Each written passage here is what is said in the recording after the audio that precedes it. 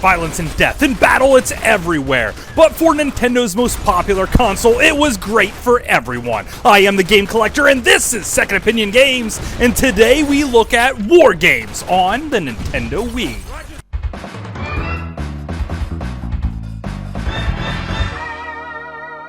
Second Opinion Games. Most kids that grew up during the early 80s when they were first introduced to war was through playing with your G.I. Joes. A few years later, G.I. Joe The Rise of Cobra came out and of course had a movie-based game. This one is on the Wii, G.I. Joe Rise of Cobra. You can take control of Duke or Scarlet, who's also played by Scarlett Johansson. Go figure that all worked out. And I much rather play as Scarlet all the time. Now she shoots with a laser crossbow. I just want you to think about that for a minute. Why does a crossbow shoot lasers? Do you have to pull back the strings to fire the lasers? No, this is just something that's stupid and tacked on in here. There's also tons of G.I. Joes that you might remember. Heck, even Tunnel Rat is talked about in this, and he's relatively obscure. You eventually come across Snow Job and Heavy Barrel, and even Snake Eyes, which is the one that everyone wanted to play immediately, but they make you unlock all these G.I. Joes in time. And each one plays slightly different. There's also teleporters scattered around certain maps that you could swap out the G.I. Joes on the fly because only certain ones could open up different areas. This is a pretty fun run and gun shoot 'em up, and the sounds are amazing. Occasionally you could trigger an event which then causes your super suit to come on, and when it does, you hear the full G.I. Joe theme without the voice singing anyway. And it is nostalgic goodness at its finest. Some people might think it's pretty repetitive in its gameplay. After all, you just run from checkpoint to checkpoint, shooting everything until it explodes. But that kind of simple gameplay is kind of what I expect in this genre, and I just don't see how they could do a G.I. Joe video game any better. If running and gunning's more your thing, well, I recommend Metal Slug Anthology. There are quite a few Metal Slug games here. The first one, the second one, the third, the fourth, the fifth, the X, which I assume is 10, because why else would you have an X? These are all simplistic, hand-drawn games where you just run from one side to the other. Firing at an angle is rather complicated. Occasionally you can if you're rotating your thumb upwards, but mostly it's just firing straight up, straight down, or crouching. To fire down, you have to jump and pull down and shoot. Also, you have some grenades, which are pretty handy for taking out some different tanks and whatnot, and there are some bearded POWs that you have to rescue that just happen to have ultimate weapons like flamethrowers and shotguns. Why do the POWs carry flamethrowers and shotguns? Wouldn't they just use those to freaking escape? Anyway, these guys are relatively helpless. Once they drop off your weapon, they just run away anyway. Probably to be recaptured again, and then given tons of explosive ordnance that then they could use to give to other soldiers that would kill their captors. Yeah, go figure that one. The graphics here are amazing, and this is probably one of the best Metal Slug games of all times, because it contains just a crapload of them. And they seem to retain all of their arcadey goodness. As far as Metal Slug goes, I can't think of a better Metal Slug game.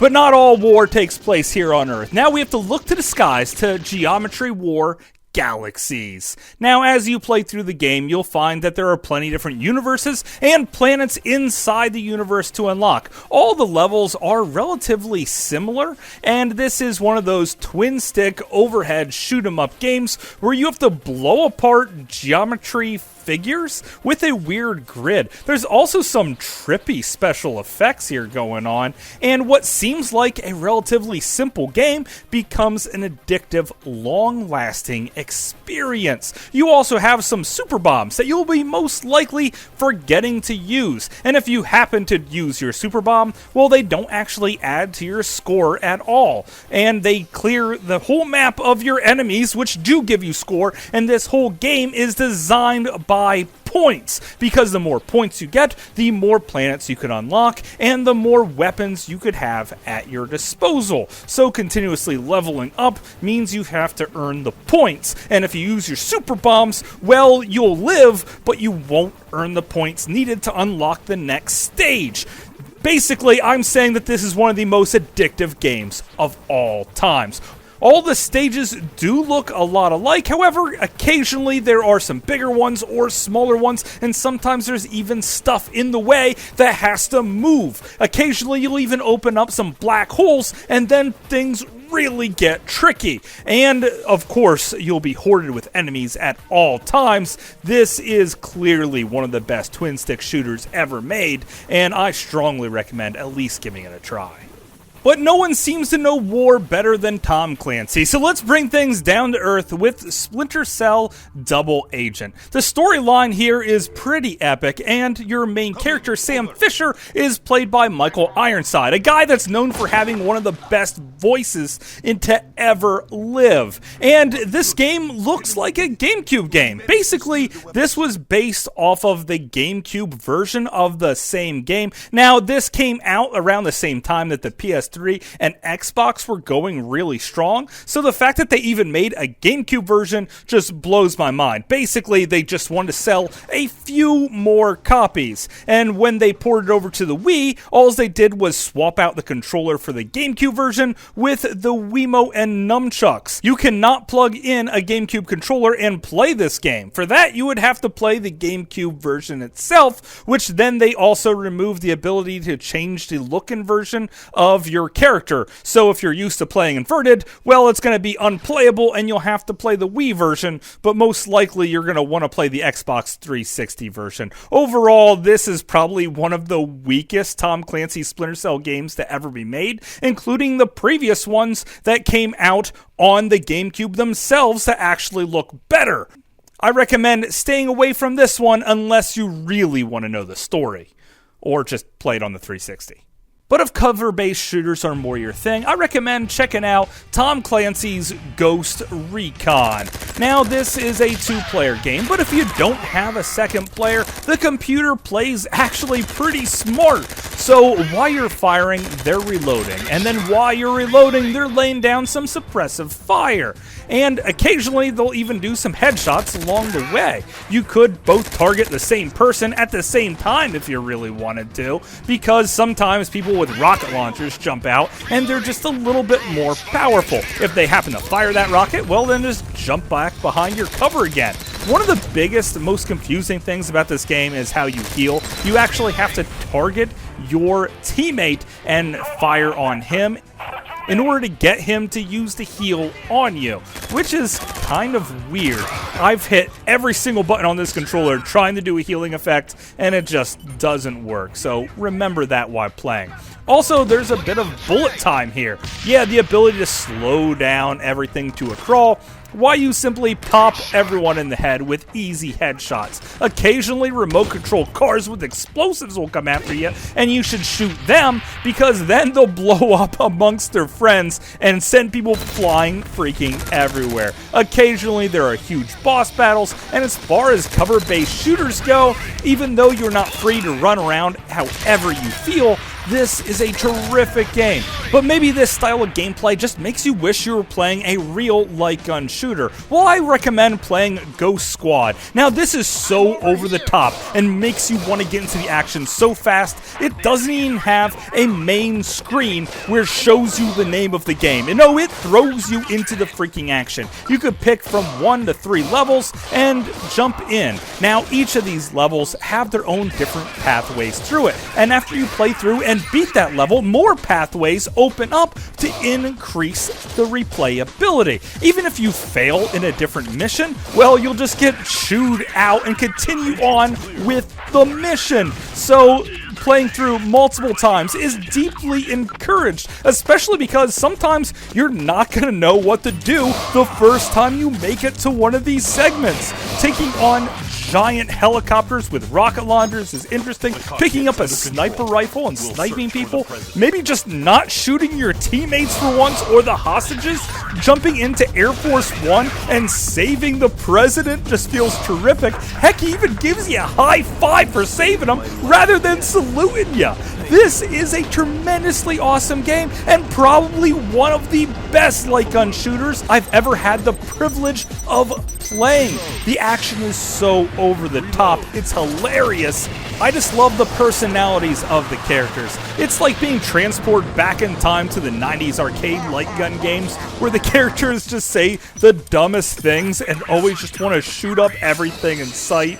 And this basically feels like a full-fledged arcade experience at home, which is what you really want when you pick up your console, even if it's the freaking Wii. So I gotta say, as far as light gun shooters goes, this is probably one of the best ones ever made, and probably the best one on the Wii. Now, it's hard to talk about war games without bringing up Call of Duty, and Call of Duty Black Ops, in my opinion, is probably one of the best Call of Duty games, and they brought it to the Wii. Now, other than the fact that it visually is downgraded from its big brother counterparts, you can expect all of the same, and if you don't like the waggly controls, well, then you could also play with the classic controller. I recommend playing with the one that looks like a GameCube controller, and there's still freaking zombies here, so you can't even use that as an excuse not to play it. However, when you're playing in zombie mode, make sure you remember that the same button to reload is also the same button to board up the freaking windows. This might get you killed more than a few times, and they didn't make it any easier, so don't worry, all the challenge is still here too. Graphically, yeah, it's not as good. Sound effects are still over the top and quite impressive, and because of the fact that you could use that GameCube controller, that means that the controls feel terrific as well. And sometimes I forget that I'm playing a Wii game when I'm actually playing this. It feels very Xbox 360 PS3-ish, which is really impressive. And they completely retain the storyline, which sometimes feels like a buddy action movie with a lot of twists and turns. This is one of the more interesting Call of Duty games, and it's a great experience on the Wii.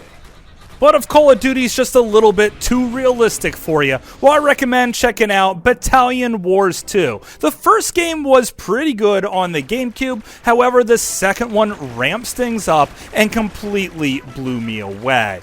Immediately jumping in the past, looking almost medieval as you pick up an overpowered super weapon staff, taking out tanks as a lone soldier, and then jumping fast forward many years into the future where everything is bright and cheerful and still wants to freaking kill you, taking on battalions of flamethrower troops or machine guns or even rocket launchers to take out helicopters in an invading beach area. You'll be transported all over the world here, and war has never been so much fun or has looked this good. Now, there is motion controls here, but it feels really intuitive, almost as if the Wiimote and nunchuck itself was designed to play this game. Switching back and forth between your troops is relatively easy. Jumping in and out of tanks and taking control of anything is simplistic. There's also a full-fledged storyline here, which is my biggest problem with the game,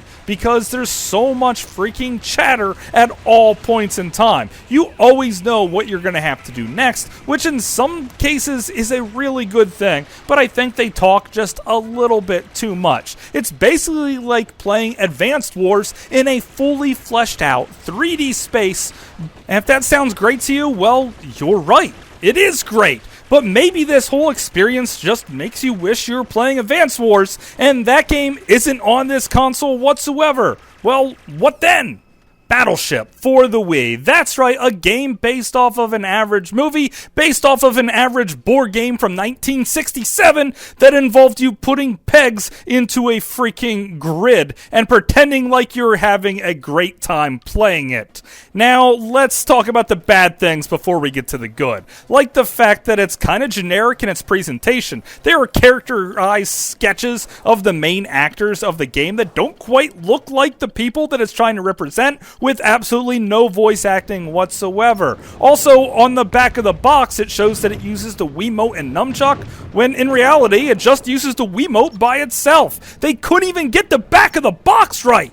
Now let's talk about the good stuff with the game.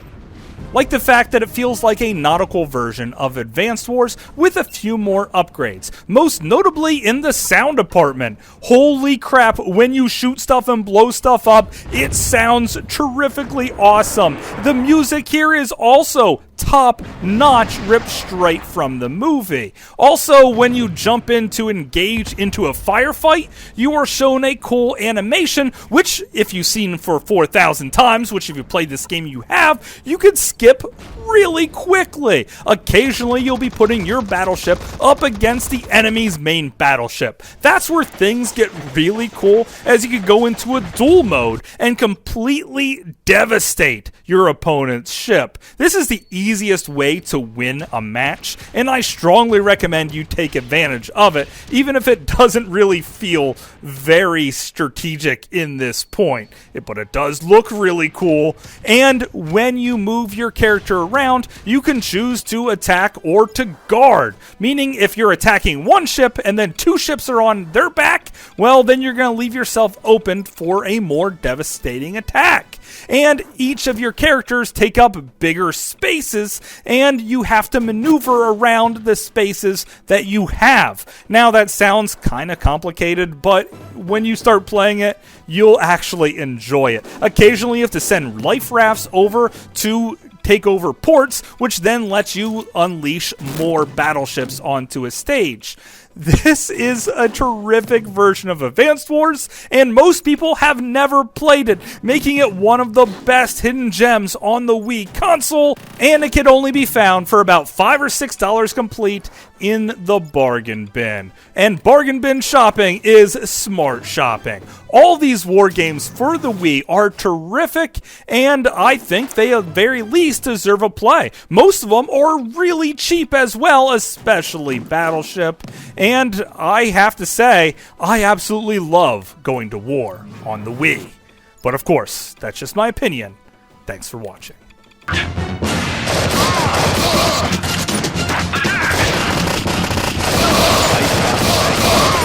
Reload.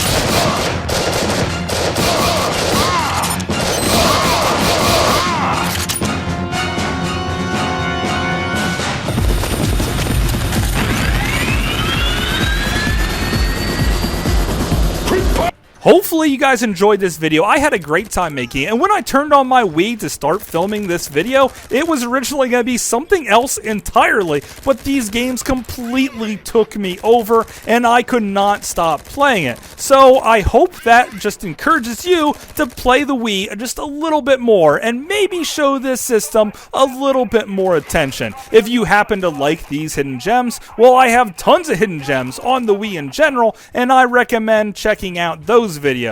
And until later, I will see you again, guys.